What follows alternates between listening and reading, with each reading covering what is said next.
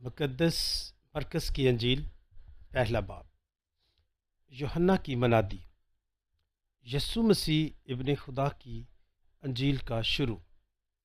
جیسا اشعیاء نبی کی کتاب میں لکھا ہے کہ دیکھ میں اپنا پیغمبر تیرے آگے بھیجتا ہوں جو تیرے آگے تیری راہ تیار کرے گا۔ پکارنے والے کی آواز بیابان میں، خداوند کی راہ کو تیار کرو، اس کی شاہراہ کو سیدھا بناؤ۔ یوحنا اصطباغی بیابان میں آیا اور گناہوں کی معافی کے لیے توبہ کے بپتسمہ کی منادی کرتا تھا، اور یہودیہ کا تمام ملک اور سب یروشلیمی نکل کر اس کے پاس آئے، اور انہوں نے اپنے گناہوں کا اقرار کر کے دریا اردن میں اس سے بپتسمہ لیا۔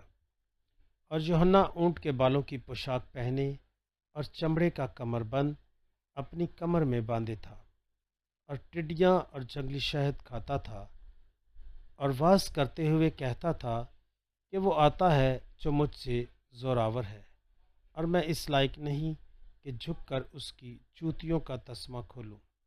میں نے تو تمہیں پانی سے بپتسمہ دیا، لیکن وہ تمہیں روح القدس میں بپتسمہ دے گا۔ اصطباغ مسیح۔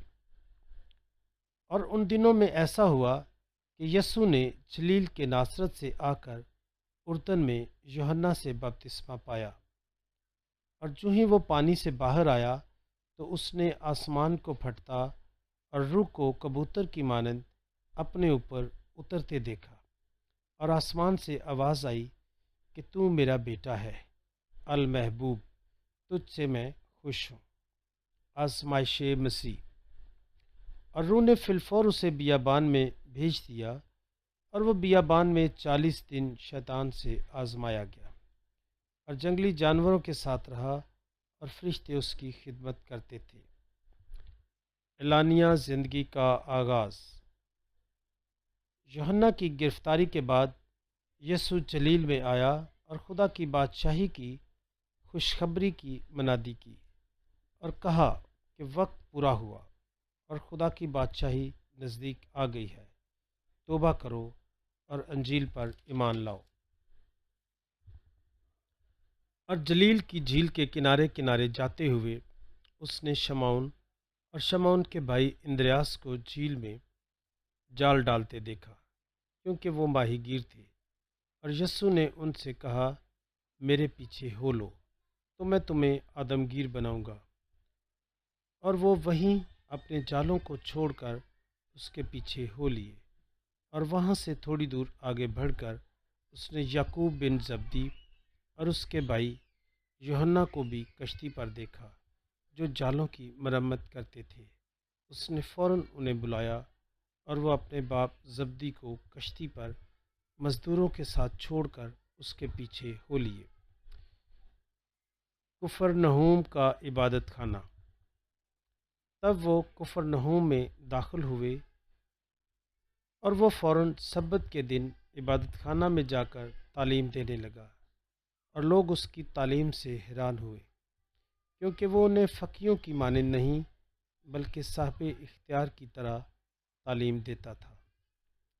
اور ان کے عبادت خانے میں ایک شخص تھا جس میں ناپاک روح تھی، جس نے چلا کر کہا، اے یسوع ناصری، تجھے ہم سے کیا کام؟ کیا تو ہمیں ہلاک کرنے آیا ہے؟ میں تجھے جانتا ہوں کہ تو کون ہے، قدوس خدا۔ یسوع نے اسے ڈانٹا اور کہا کہ چپ رہ اور اس میں سے نکل جا۔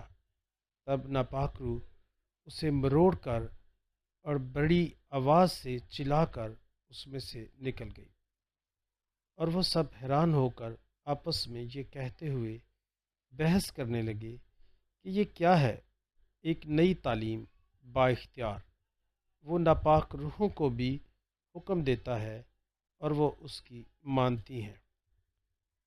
فوراً اس کی شہرت جلیل کے سارے علاقے میں پھیل گئی۔ پطرس کے ہاں شفا دی۔ اور وہ فوراً عبادت خانے سے نکل کر یسوع، یعقوب اور یوحنا کے ساتھ شمعون اور اندریاس کے گھر آئے، اور شمعون کی ساس تب سے پڑی تھی، اور انہوں نے فوراً اس کی خبر اسے دی۔ اس نے پاس جا کر اور اس کا ہاتھ پکڑ کر اسے اٹھایا، اور اس کی تپ اسی دم اتر گئی، اور وہ ان کی خدمت کرنے لگی۔ شام کو جب سورج ڈوب گیا تو لوگ سب بیماروں اور آسیب زدوں کو اس کے پاس لائے، اور سارا شہر دروازے پر جمع ہو گیا۔ اس نے بتیروں کو شفا بخشی جو طرح طرح کی بیماریوں میں مبتلا تھے، اور بہت سی بدروحوں کو نکالا، اور بدروحوں کو بولنے نہ دیا، اس لیے کہ وہ اسے پہچانتی تھی۔